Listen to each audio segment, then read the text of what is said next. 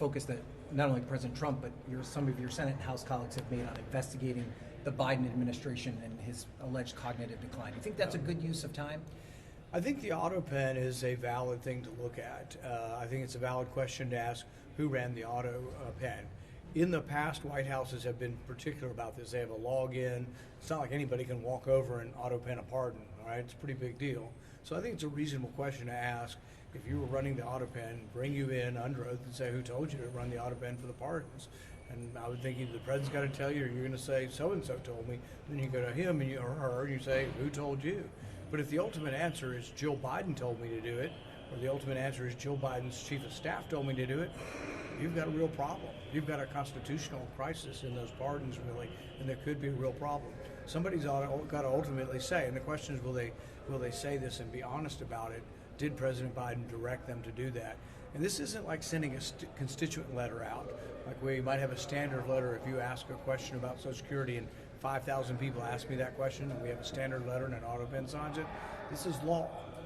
And it's very important. Do you think there's a chance that President Biden didn't authorize the pardoning of his son, for instance? Like, do you think that? Well, I think they looked at that when they said it wasn't done with the Autopen. That one looks like he signed that one. So you're saying there's other ones you're concerned he may have taken particular care in that one because it was personal to him.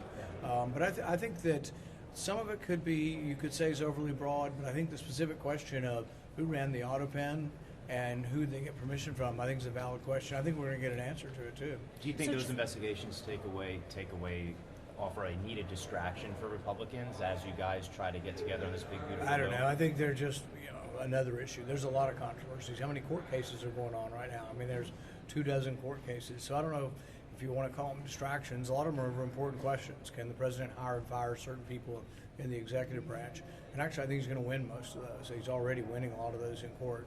I think you have to have the president have the ability to hire and fire the executive branch, because then nobody would have the authority if he doesn't. The legislative branch can't fire people in the executive branch. So I think he's going to win a lot of those cases. There's going to be cases on impoundment. There's going to be a lot of cases decided. There's cases on deportation. So the courts have probably never been busier. But the interesting thing is the cases aren't as clear-cut as people on either side make them out to be. There are very debatable points of all these cases, but they're also defining separation of powers.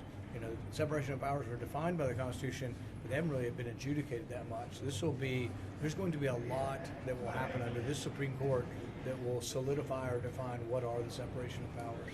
Thank you so much.